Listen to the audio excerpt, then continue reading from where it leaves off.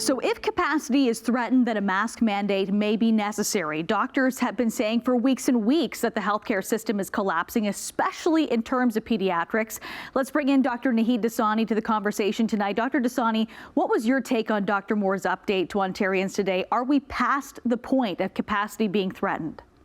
Yeah, today's announcement really outlined the fact that basically our Ontario government plans to maybe implement a mandatory mask mandate if the healthcare system or hospital capacity specifically is threatened.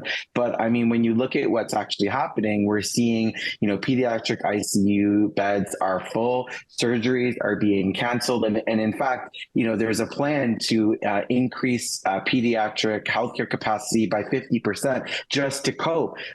Many would say that we're well past the point of being in a situation where our hospital capacity is threatened. We're past that point now.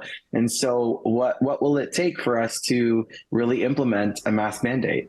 And how is this adding up? Dr. Moore talked a lot today about masking even within your own home if you have toddlers or young kids to help prevent them from getting infected. But wouldn't those parents or family members be getting infected outside of the home in the first place? Yeah, the announcement certainly has a contradictory tone to it. On one hand, downloading the responsibility on parents with kids, but then not really talking about or acting on the structural factors that keep people safe in community when using common spaces like shopping areas or grocery stores or things like that. And so it doesn't really add up. It's sad to say that essentially this policy is saying, let's wait for more kids to get sick and then maybe we'll implement a mask mandate. And, kids will suffer and that's not a great thing at all. And let's just circle back to capacity being threatened. Sick kids in Toronto are already delaying non-urgent surgeries. Can this crisis actually get any worse?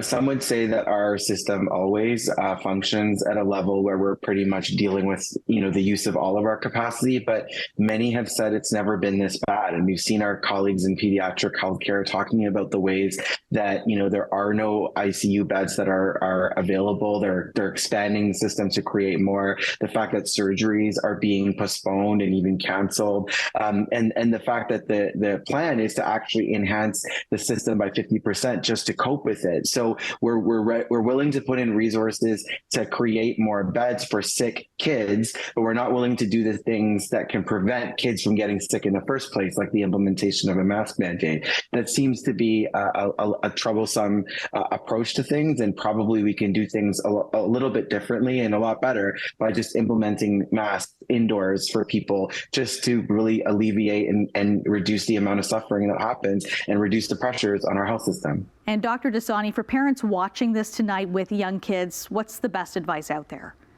I mean, certainly, masking around your children makes, a lot of sense. Being in tune with the symptoms that they experience are really key pieces. But there's only so much that our parents can do. Ultimately, it is public health for a reason. It's the idea that we all need to collectively take actions and take steps. And that's why today's announcement was really very much about what we can collectively do as a community together. And mask mandates are certainly part of that. Thank you so much, Dr. Dasani, for your thoughts on this tonight. Thanks a lot. Have a good one.